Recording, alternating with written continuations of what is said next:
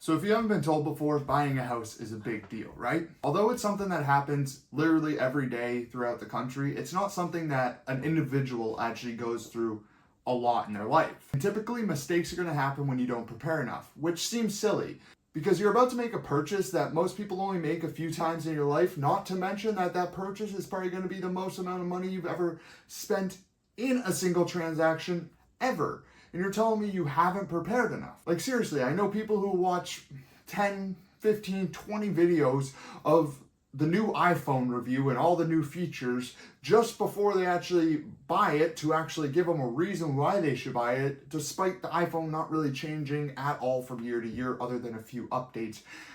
They know what it is, but they're still going to do their research to do it, and you haven't done any research on the actual home buying process and figuring out what you should be planning for and how to be planning for that. But it can't be too hard for you because you are watching this video right now about home buying. So hats off to you, and let's get into it. So in this video, I'm going to be covering some of the most common home buying mistakes or things that are throughout the home buying process that people just don't think about enough. And these aren't all going to be rock solid individual things to avoid. Some of them are just going to be misconceptions / ideas that you should have in your head when you're going to make an offer, make a actual purchase of a house, and understanding the real estate market. And yes, I'm going to put the most important point at the end of the video. Or am I? So the first one we're going to touch on is really the beginning of the home buying process and where most people mess up, because typically if you're thinking about buying a home and you've thought enough that you're like, yes, we're going to buy a home. Most people start their journey from there, going to Zillow, looking for houses, and trying to contact agents to go see houses in person. But the first step you really should do, if one, go find an agent, but if not that, just at least go speak to some type of lender. Typically a local lender is going to be a little bit better. They know the actual individual stuff that happens per state. So local lenders are always your best bet on that. Go get pre-approved, or even just a pre-qualification will work, which is essentially a pre-approval, just a little bit looser, because they're essentially taking your verbal word on what you make per year, what your expenses are, all that. Where a pre-approval, they're actually going to ask for verification of those documents to support what you told them. But either way, this at least gives you some idea of a price point that you should be actually looking in. So you're not looking outside your budget and then messing up your expectations from the get-go. And two, this will actually give you an idea of what to expect for a monthly mortgage payment and how that relates to your expenses right now. Because I just want to let you know, most of those Zillow type monthly calculators aren't that accurate because they're usually missing some piece of the puzzle, whether it's the property taxes aren't accurate, or the insurance isn't accurate, or the interest rate isn't accurate. So it's best to actually speak with a lender who knows what they're doing and would help you out. Next is just going to be money in general. So I mean money in general because first one is just, let's talk about down payment and actually bringing money to purchase the house when you go to closing date.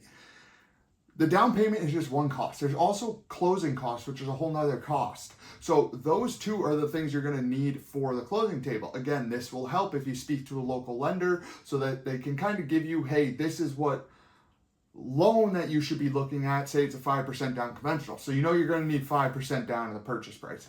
And then you can be like, hey, well, what are the typical closing costs for a property worth that much? And then you can at least get a rough estimate of what you'll need for closing. And then the other thing to deal with money is people just don't understand all the costs that come into owning a home.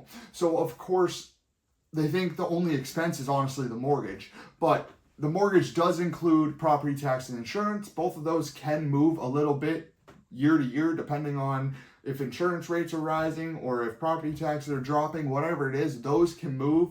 Your principal interests aren't going to move. And then the other things are, of course, like depending on where you are in the country, but heating cost, electrical cost, if you have an HOA, any of those type of things are extra additional monthly costs that you're going to have to actually understand and be okay with paying, be able to afford it, and not go into the negative. Because a lot of people are just going to save up enough money so that they can slip right into the house with just enough for the down payment and closing costs. But you really do want some reserves on the side, because what if you close on the house and then the next week is, say it's the middle of November, the next week after you close, your furnace poops right out, and now you have to maybe not replace it. Maybe it's not a $5,000-$8,000 bill, but maybe it's a $1,500 bill to make it work again.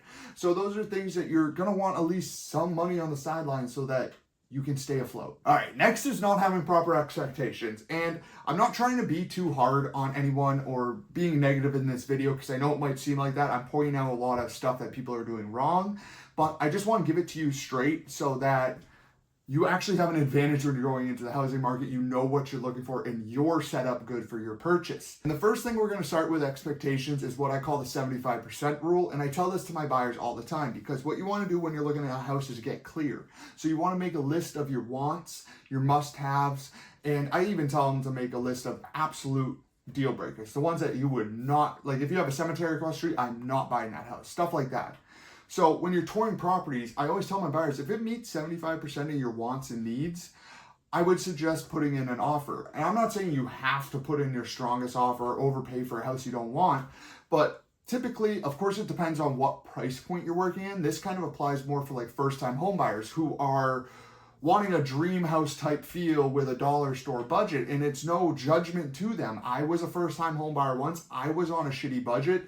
I still made it work, and that's just a reality of first-time home buying because typically you're a younger person. You're not that developed in your career, so you're not making the kind of money you want to make, but you still want to buy a house. So you're kind of looking at the lower end, and those are the situations where you're not going to find the perfect house. Even the people with $2 million budget in New Hampshire aren't going to find the perfect house. There's going to be some things that they have to give up.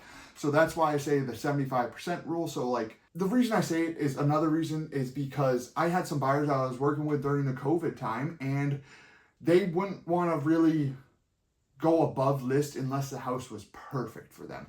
And I kind of told them, I was like, guys, like this one's really good. Like, yeah, it might need a little bit of updating here and there, but this is move-in ready. You're good to go. And they're like, well, we don't want to go any more above price, even though it might have just been a marginal thing to get them into the house. And essentially, they kind of priced themselves out of the market because appreciation happened, and now there's really nothing in their price point where something like that could have worked, and it would have been their first house. And maybe it wasn't everything they wanted, but at least they would have had a house and then they could sell it 5 years later and go get a better house. So setting your expectations also goes along with setting your expectations for a real estate agent. Now I want to put this in here because sometimes I feel like people think a real estate agent is a damn magician. We're not. All right? We're not electrical specialists. We're not professional home builders. We're not land surveyors. We're a real estate agent. We're here because we know the process of how to buy and sell a house and how to do that. We don't know how to build a house.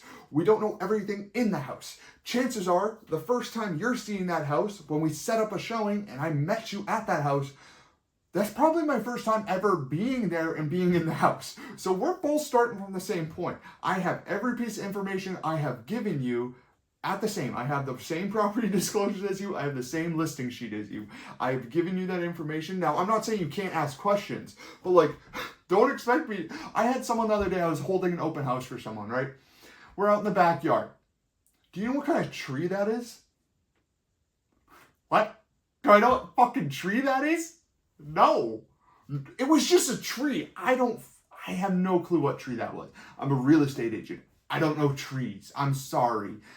I don't know. So it's just like these little things. Or like, again, you're a buyer representation and they're asking you on the showing, sometimes they get a little frustrated when you don't know the answer to something. But like sometimes disclosures will literally just say nothing in them, have zero information. And then they're like, well, when the roof get replaced? They put unknown. How would I know? If the sellers don't know, how would I know? I don't know. So it's just those ones where it's like, just set your proper expectations. And again, remember, real estate agents are working for you. So it's not that they're not going to have every answer right off the bat, but if they're good agents, they're going to do as much digging as they can to get you those answers. But also, let's not ask silly questions like what type of tree. Those just seem, what's that have to do with anything? It's just a tree right there on the side of the lawn. Like, all right, so here it is, the most important point of this video, right? And that is, probably sound a little cliche, but it's finding yourself the right realtor. And I truly mean that. I mean someone that you know, like, and trust. But also someone that proves that they are actually competent and good at their job. Just because your friend's a real estate agent and you've been friends since you were 5 years old doesn't necessarily mean you should use them. If they haven't closed any deals and they've been in the business for a little bit, chances are you don't want to use them because they're probably not the best agent if they haven't been able to close any deals. Now, that's your own judgment. Do what you want. But you want to find someone that's going to go to bat for you, knows the process of buying a house in and out, and knows what to expect for you as a buyer and how to get the best deal for you. And with this, I want to say, if you choose a realtor that you like, please listen to them. You're hiring that real estate agent for their guidance and their knowledge of the market. So if they're telling you something, like maybe you're at a home showing and a house got listed, let's just say it's at $450,000. It's been on the market for, I don't know, 3 days. We go to see it and you're like, I like it. Let's put an offer in. And you're like, okay, as an agent, what do you want to offer? Well, 450 is too high. What do you think? Me as an agent. Well, I think they honestly listed it pretty close. And they're like, yeah, you know what? I think they did. We'd like to put an offer at 400.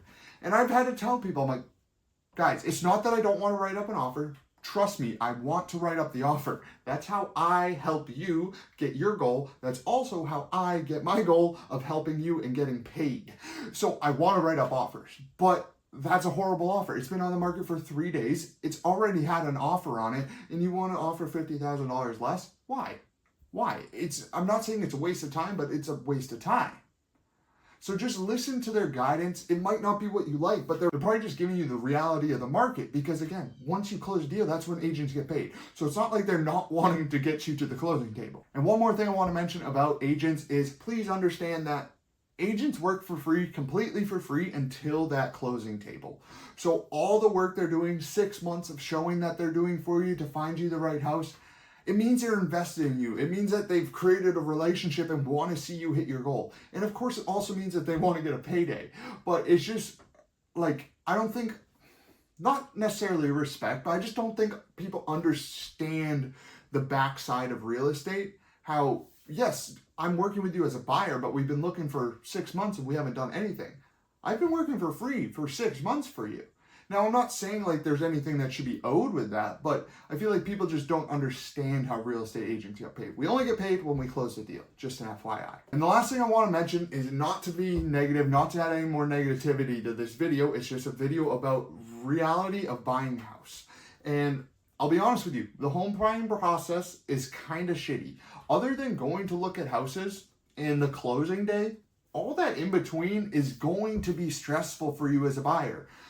Even if you have a great agent, and especially having a great agent is going to help it be better, be more smooth. But there's a lot of parties involved in a real estate transaction. And even when transactions go smooth, as a buyer, again, this is something that people don't do every day. So you're going to be stressed out if it's an easy transaction or if it's a hard transaction. So just so you know that. And it's more the nerves of buying a house, I think, than actually how hard the transaction is. A lot of times real estate agents are going to be taking the blunt of the blow for anything that happens and giving it to you on a silver platter as much as they can to make it as easy as possible for you, or at least that's what I do. I try to make it as easy as possible for my buyers and sellers, and I'll do all the legwork. That's my job. So if you're looking to buy a house or have any additional questions about the home buying process, or you want to work directly with me and go find you a house here in New Hampshire, just reach out to me directly. All my contact info is down below in the description, and I will catch you guys next week with another video.